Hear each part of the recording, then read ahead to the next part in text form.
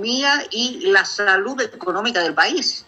En su momento me comentaron que sus alumnos le dicen doctor económico de Bolivia, y me ha encantado cómo sus estudiantes van siguiendo par con paso todas sus iniciativas. Muy buenos días, muchas gracias por acompañarnos, Gonzalo. Gracias, María René, por la gentil presentación.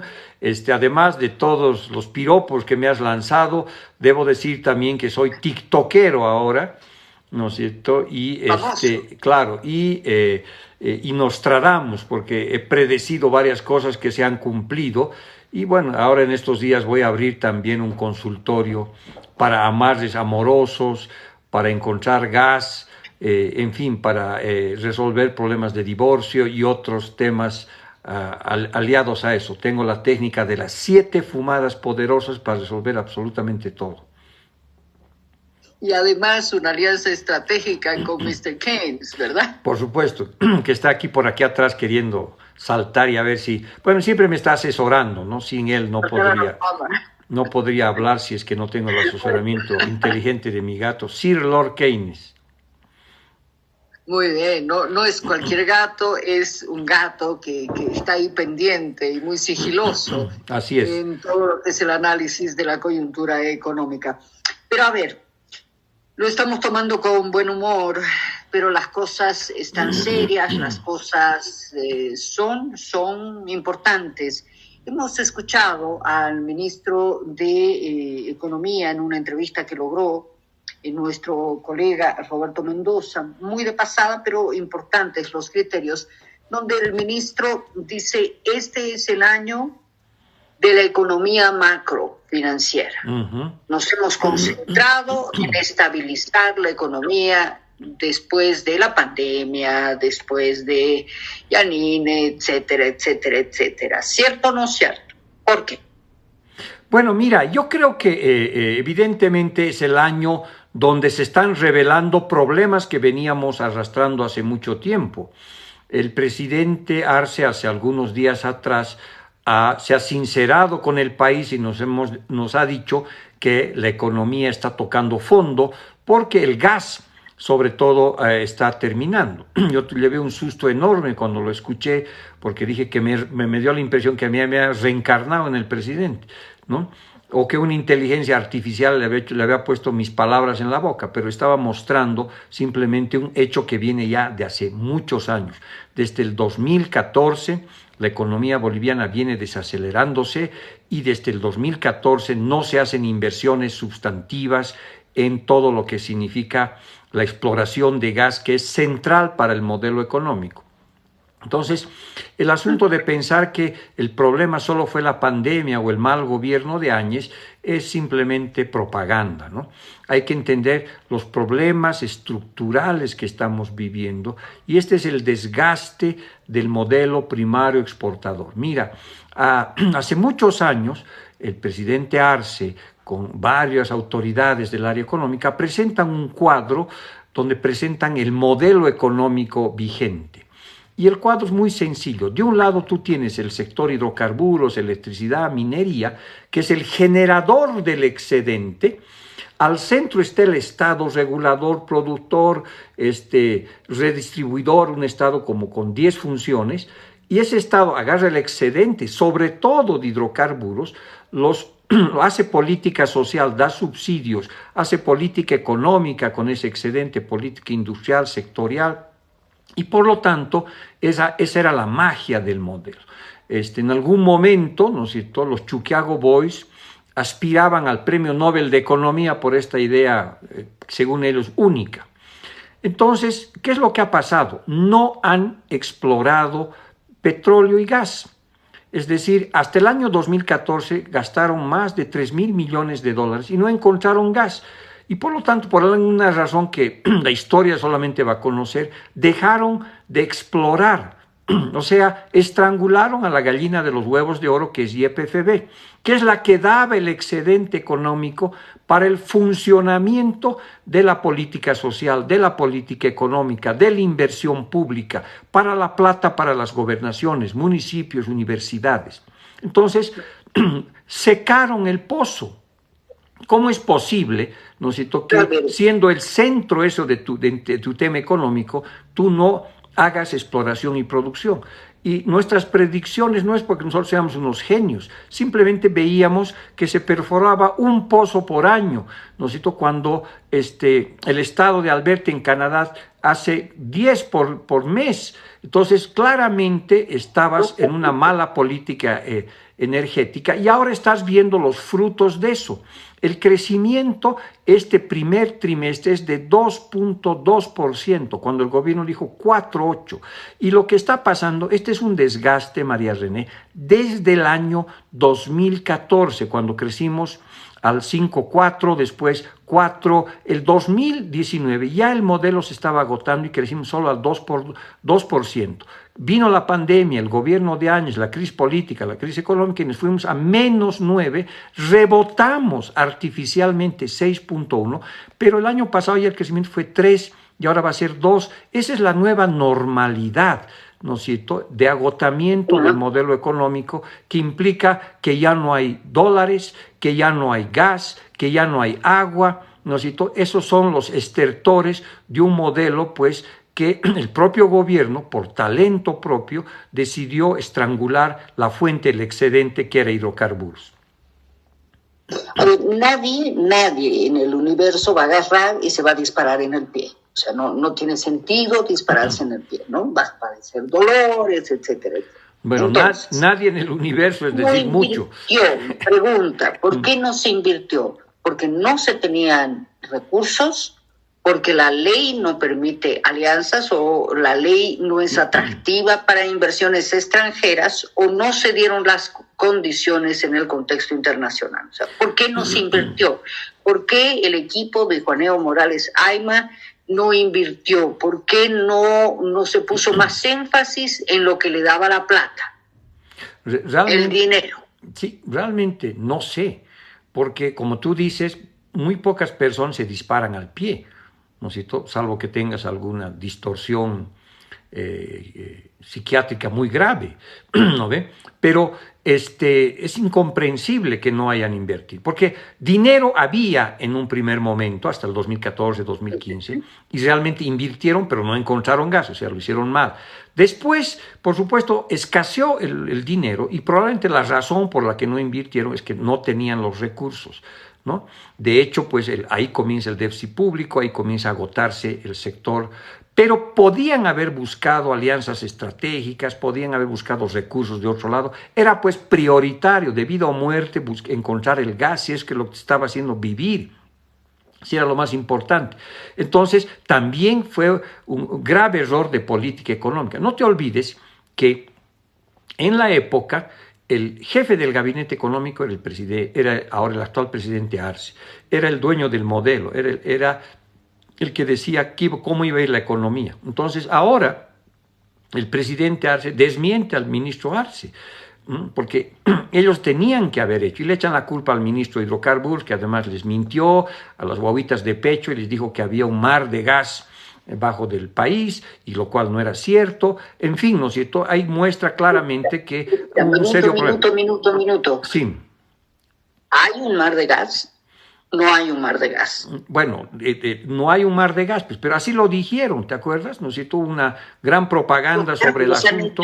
Nos han convencido de que había un mar de gas y que teníamos gas de ida y vuelta a la luna por 365 viajes, y que íbamos a tener gas para alimentar a nuestros nietos, a los bisnietos, para absolutamente todo. O sea, ¿dónde está ese gas? Realmente no hay gas. Bueno, habían reservas posibles. Sí, mira, yo creo que... Las probadas obviamente se han ido al demonio, pero habían posibles, se hablaba de las posibles. ¿Qué ha pasado?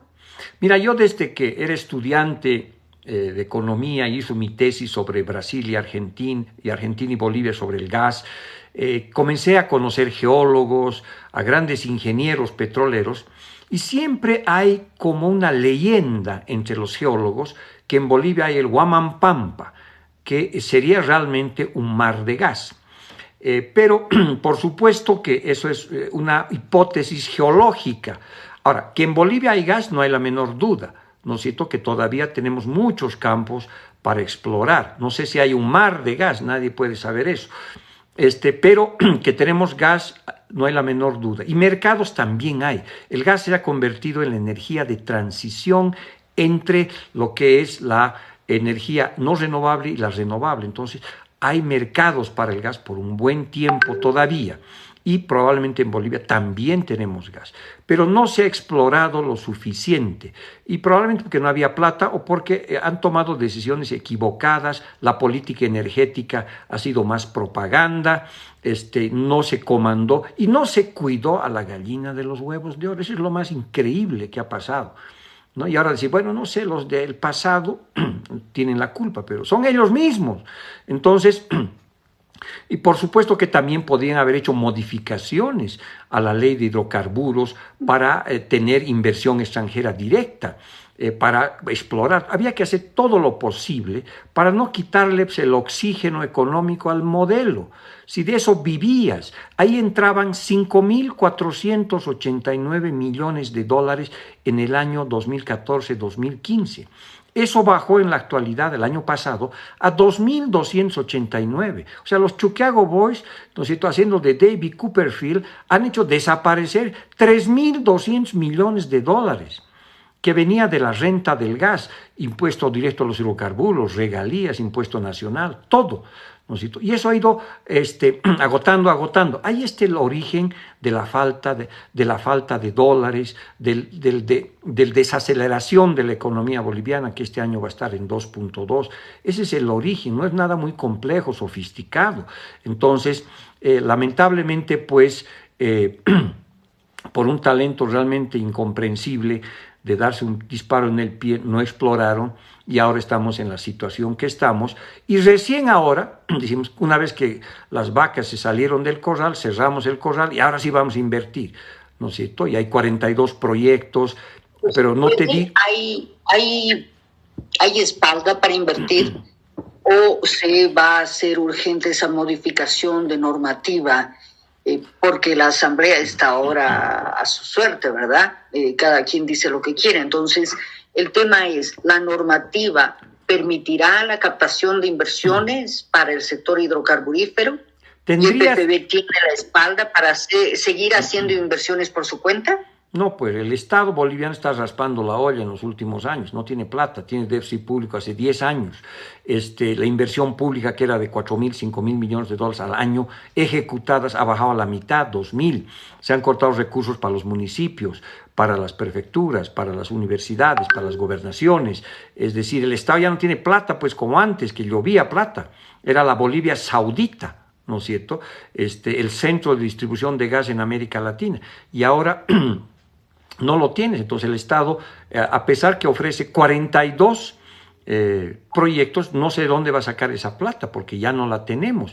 Entonces probablemente hay que hacer un gran acuerdo nacional, empujar a nuestros políticos que cambiemos la ley de hidrocarburos y permitamos que venga inversión extranjera directa en otras condiciones, obviamente preservando las necesidades y intereses del Estado, pero algo hay que hacer, porque todos los otros proyectos todavía son eso, proyectos. El litio, o sea, somos el país con una mayor reserva de litio, que creo que exporta unas cuantas toneladas, nada más, o sea, falta mucho, está lejos. El tema de del Mutún, igual, son 10 años, pero te dará 300, 400 millones de dólares, todavía no alcanza. La urea es realmente el cuento chino más sofisticado que nos hemos contado, porque hemos creado una industria sin el insumo, porque ahora tenemos que hacer mantenimientos de 80 días, cerrar la planta de urea, para poder usar ese gas y venderlo a la Argentina para cumplir el contrato y ganar un poco de plata, porque ellos pagan más. Hemos hecho toda una estructura de distribución de gas en redes familiares, lo cual es una buena idea para las empresas, para las familias. El gas ha llegado, para los automóviles. Pero, o sea, la oferta ha sido expandida, ¿no es cierto?, fuertemente, ha aumentado la gente que en Bolivia consume gas, pero no tenemos ya gas, corremos el riesgo hacia el 2029, 2030 de importar gas de los argentinos. Entonces, ese es el problema, ¿no es cierto? Realmente sumamente complicado, y ahora hay que resolverlo rápido porque los otros proyectos van a tardar mucho y el gas también lo va a hacer. Entonces vas a vivir unos 2, 3 años de vivir al día, ¿no es cierto? Porque simplemente no hiciste tu tarea. Creaste todas las condiciones de demanda interna y externa para el gas y te olvidaste de buscar gas. Así de sencillo. Bueno, es importante tener esto en cuenta, tener este referente. Vamos viendo cómo puede avanzarse en esta búsqueda de gas. El presidente dijo que para el 2025 habríamos pasado el bache. Me imagino que esto va a depender de un informe que ha anunciado el gerente general de YPFB, donde seguramente nos darán alguna información de algún tipo de hallazgo que se ha tenido, o caso contrario, nuevamente tendremos que acudir a Gonzalo Chávez con este puesto de fumador de 7 fumadas y otras cosas, de Nostradamus, improvisado, etcétera, etcétera, para seguir hablando de esto que es sumamente preocupante. Nos quedamos por el tema del tiempo, como siempre nos falta tiempo para hablar contigo, Gonzalo, nos quedamos como siempre porque vale la pena que planteemos una agenda donde, digamos, muy bien, hemos hablado del petróleo, pero ¿qué pasa con el oro? ¿Podemos robarte 15 minutos, 20 minutos para mañana, mismo horario? ¿Hablamos del oro? No hay ningún problema. Mire quién ha venido a visitarnos. Los saluda a todos y bueno, mañana con mucho gusto. Hay soluciones, ¿no es cierto? No es el fin de la historia como el gobierno dice. Aquí Lord Keynes acaba de avisarme esto, ¿no es cierto? A ver si tienes razón, ¿no? Entonces, hay soluciones. Esto no es el fin del mundo. Ahorita nos hemos quedado en los diagnósticos, pero hay caminos de soluciones. Pero implica un cambio radical que parece que este gobierno no lo quiere hacer. Bueno, ahí está la voz y el criterio de Gonzalo Chávez, economista, catedrático, hombre apasionado por la economía boliviana. Entonces, estamos mañana nuevamente en contacto. Un fuerte abrazo, Gonzalo, muchas gracias. Gracias a ti, un gran saludo, María René, a ti y a tu audiencia.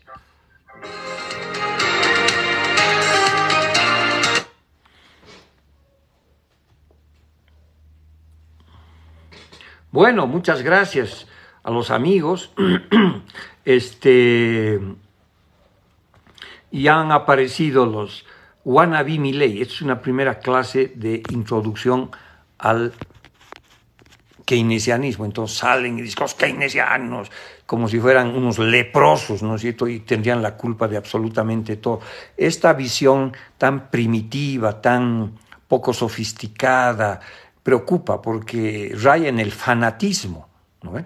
Y por supuesto que es interesante decir que tener el diagnóstico y tener la cura inmediata, ¿no? Entonces, pero todos estos nuevos wannabe Mileis, lo primero que debían hacer es peinarse como a la Milei, cambiar el cabello, entonces, y eso ayuda, porque se han vuelto, o sea, es exactamente el lado opuesto, de la misma manera que existen los fanáticos estatistas, estos guerreros digitales que repiten las consignas como monaguillos de 4ª categoría, aparecen igual todos estos libertarios que han aprendido este tema seguramente de algún TikTok y repiten como loritos, viva la libertad, y creen que la economía, los problemas, la pobreza, la desigualdad, la falta de desarrollo industrial, automáticamente, si los repiten como monjes tibetanos, viva la libertad, viva la libertad, viva la libertad, automáticamente los problemas van a resolverse, ¿no es cierto? Entonces, una de las cosas que ojalá podamos contribuir de alguna manera es subir el nivel, sacar, o sea, desintoxicar el debate del fanatismo. de que confunde conceptos de una manera brutal, y eso realmente es complicado, porque las ideologías no conversan, ¿no? Simplemente lo que hacen es, pues, como lo que hacen acá, atacan, insultan, y bueno, es terapéutico, pero no resuelve nada, ¿no ve? Entonces, voy a ahora responder a las preguntas inteligentes. A ver, aquí, ¿cuál es la solución? Dice, muy bien, esa es una pregunta interesante, bastante general, pero a ver, vamos a hacer un esfuerzo rapidito porque ya tengo que irme a hacer vacunar a mi perro y a mis gatos. ¿Cuáles son las soluciones? A ver, en primer lugar, una primera cosa que tiene que ocurrir es decir que hay que hacer un buen diagnóstico y hay que pedirle a los del gobierno que salgan de frente al espejo, que no piensen que lo que están haciendo es la quinta maravilla del planeta y que no hay nada más allá de eso, que estaríamos frente a una especie de fin de la historia, como decía Fukuyama. Fukuyama en los 90, un intelectual norteamericano-japonés, dijo, ¿no es cierto?, que el mundo había alcanzado lo máximo en términos políticos y económicos, que era el fin de la historia con la democracia liberal y con el modelo neoliberal. Se equivocó rotundamente. Ahora, desde los Chuquiago Boys, ¿no es cierto?, bolivianos y latinoamericanos, dicen el modelo estatista, populista, rentista, extractivista, es el fin de la historia. No hay nada más después de eso. Lo único que hay es vuelta al pasado, o sea, es decir, vuelta al neoliberalismo. Y ahí, por supuesto, todos los wannabe Milei saltan fabulosos, feroces, y dicen, sí, caramba, nosotros ahora sí vamos a hacer las reformas como Dios manda. Durante 200 años nadie fue capaz de hacer esto, etcétera, etcétera. ¿No ven? Yo digo, esa dicotomía hay que superarla, ¿no? Ahora, ¿cuáles son las soluciones? A ver, cortísimo plazo. Hay que reducir significativamente el déficit público, por el lado del gasto y por el lado de los ingresos. Por el lado de los gastos, hay que cortar mucha grasa inútil que hay en el Estado, que tiene que ver con algunas empresas estatales que no funcionan, hay que cortarlas, hay que cortar a lo máximo y el tema de la propaganda y los gastos superfluos, hay que cortar todos los gastos innecesarios y hay que optimizar las inversiones públicas, que todavía las vas a tener que hacer, pero complementarias que gatillen la inversión privada, nacional y extranjera. Por el lado de los ingresos, tenemos que definitivamente hacer una reforma tributaria.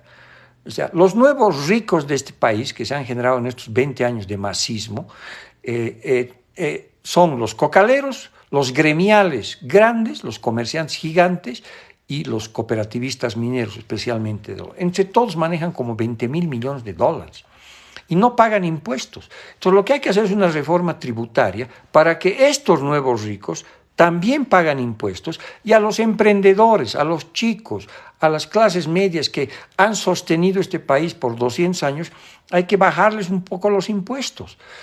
Pero estos, los grandes, los nuevos ricos, tienen que pagar impuestos. No hay duda de eso, ¿no? Pueden rasgarse las vestiduras y decir los impuestos son malos, el impuesto es un asalto a la libertad y bla, bla, bla, bla, bla, bla.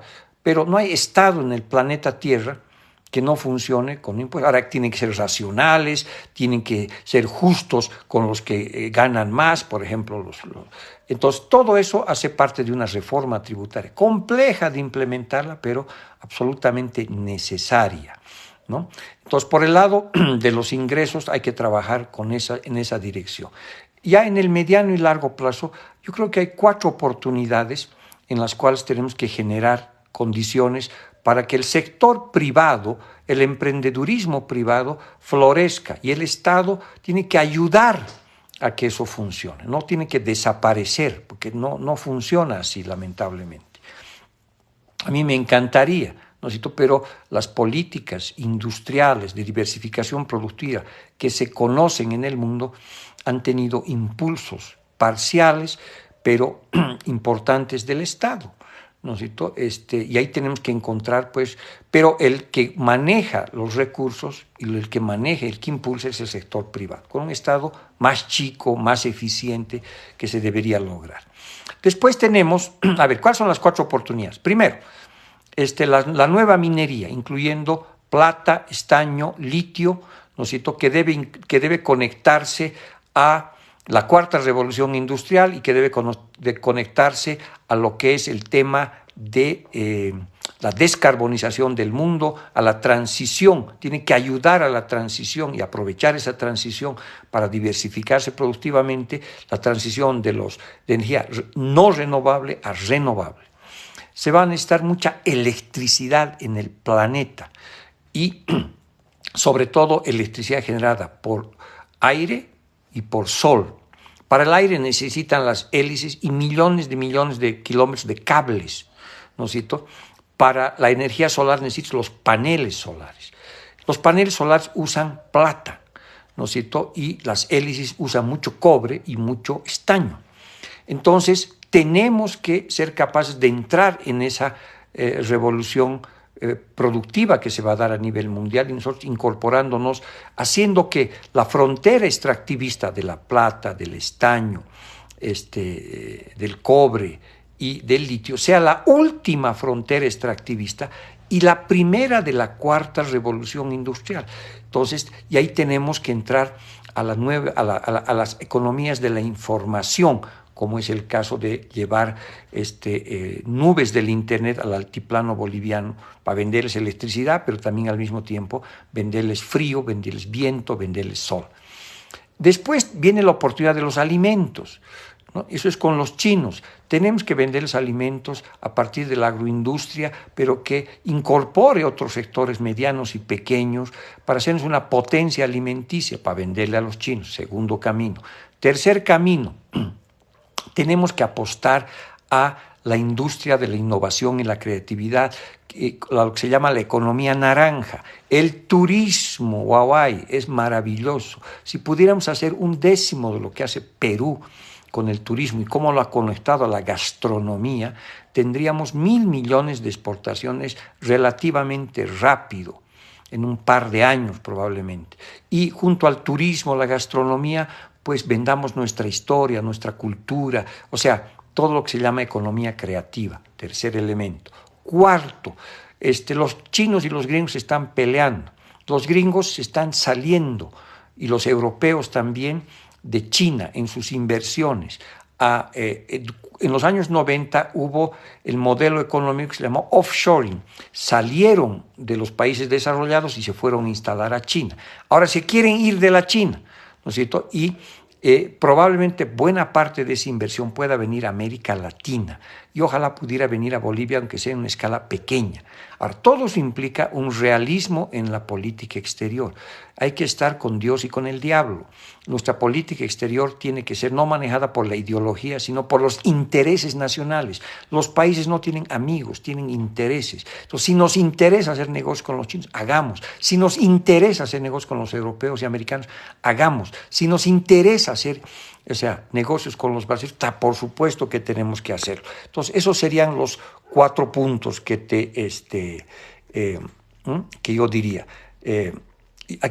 Además de, digamos, los mileístas además son, pues, creen que la economía es tema de radicalismos y no, eres un tibio, como soda colla, ¿no? Como si el problema fuera la temperatura y no los resultados, ¿no es cierto? Entonces, esa es otra cosa de varias de las tonterías que uno huye, de que la política, la economía tiene que ver con la temperatura, si eres tibio, o eres de un lado o eres del otro, o sea, todo en dicotomías que son absolutamente falsas y concentradas en lo que es solamente no los objetivos, sino los resultados. Eso es interés nacional, es bien común y no los intereses políticos, evidentemente. ¿Qué opina de Maita, que arruinó los BRICS y al entrar al círculo comercial? Bueno, lo que pasa es que en los BRICS, Rodrigo, yo creo que hay que entrar a los BRICS, pero no por razones ideológicas, sino por razones económicas. Pero comprenderás que la fila para entrar a los BRICS debe ser la misma fila que hay para ver a los Rolling Stones, ¿no es cierto? Y Bolivia pues, debe estar en la fila, pero en el puesto 500, ¿no ve? En algún momento va a entrar, ¿no? Así que Pan de Batalla dice, ¿qué opinas sobre las elecciones? Bueno, ojalá podamos hacer un cambio radical con las nuevas elecciones. Bueno, amigos, me voy. Urgente, me tengo que ir a vacunar a mis mascotas. Les mando un gran saludo, les agradezco por los comentarios. A los amigos de Milei les digo, bolivianos, no se asusten, no se preocupen, ya llega la libertad, esperen sentaditos, les va a ir bien bonito, vas a ver. Griten todo el tiempo, adquieran todas las excentricidades y obviamente a mis ya conocidos y de larga data amigos guerreros digitales, un abrazo. No se olviden quién les da trabajo soy yo, porque hablar de mí, por hablar mal de mí, me les pagan. Bueno, compañeros, un gran saludo a todas y todos. Nos vemos en otra oportunidad.